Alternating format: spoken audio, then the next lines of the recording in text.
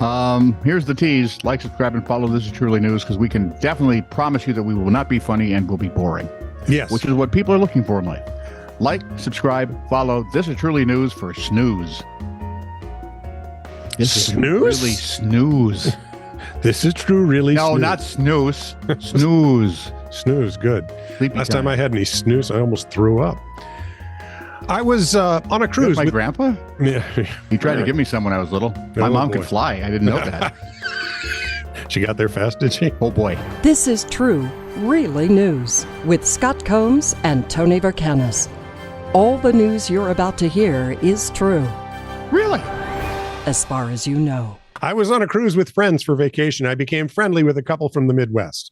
The girl is a petite but fiery redhead. The guy is a 6'2" retired Marine. Both super nice.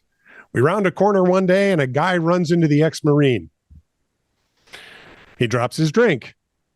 Cue the sounds of "jerk, watch where you're going. This wasn't free. You're going to pay for it," etc. The completely drunk jerk, obviously oblivious that he is trash-talking the Hispanic equivalent of John Rambo,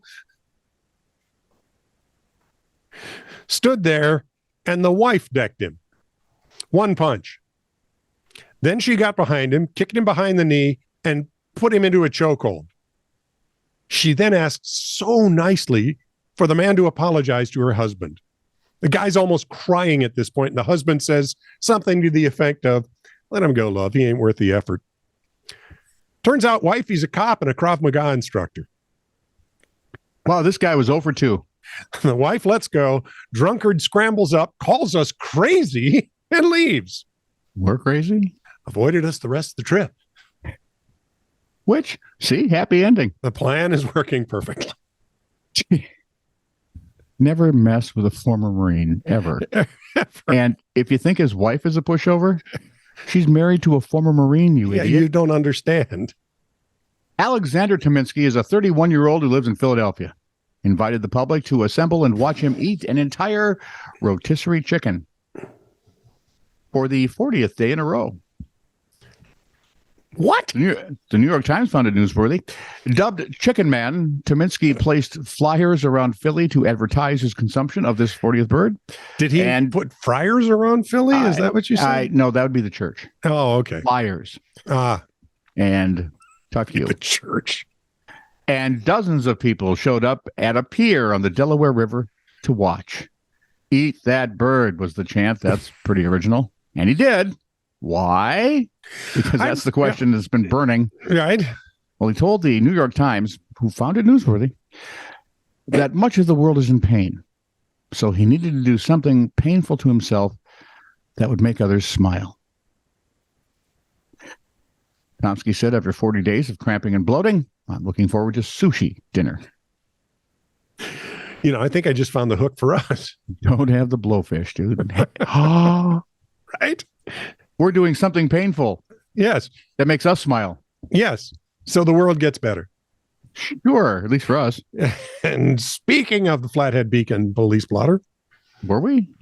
We are now. 9:23 a.m. A caller who was reporting suspicious activity said dispatch had triggered her by asking too many questions. Well, we can't have that. What? Oh, wait, that's a question. Sorry. 10:16 a.m. A caller wanted to add her name to the pot of homeowners dealing with a kicked-in fence. Remember, they've been having that kicked-in fence or run-over fence thing going on. I think it's some TikTok thing. 10:25 a.m. A man tried to trade in fake $100 bills for a bunch of 20s and then asked for a job. 11 a.m.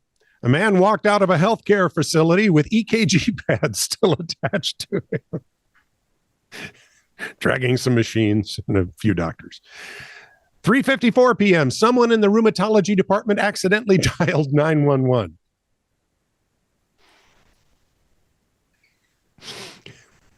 How does that happen? Well, if you tell them about it the next day, they may remember. 5:13 p.m. After stealing a roll of aluminum foil, a man evaded law enforcement on his bike. Good on you, buddy. There was a police chase? Apparently. Hard way to make a tinfoil hat for full moon. You know what I'd really liked is if somebody had caught him in the act and stopped him, because then they'd foil the aluminum foil heist. Japanese convenience store Lawson is testing a new candy. According to Oddity Central, this new candy tastes like emptiness. Aji no Shinai, or tasteless candy, apparently has a slight odor, but almost zero flavor. I know what you're asking. The makers are hoping that people who use candy to keep their mouths and throats moist will appreciate the flavorless variety. Wouldn't a pebble do about the same? Coffee bean. Nope, that would have flavor. Oh, yeah, you're right. A pebble would be good. That'd probably be good. You could use a rock, a piece of string. A marble. No, you couldn't use a piece of string. A marble would be good. Yeah. An itty bit of granite. Maybe just, a sip of water. I don't know. I use tea, and that has a flavor. Yep. Good luck with that, guys. Good luck. Tasteless candy.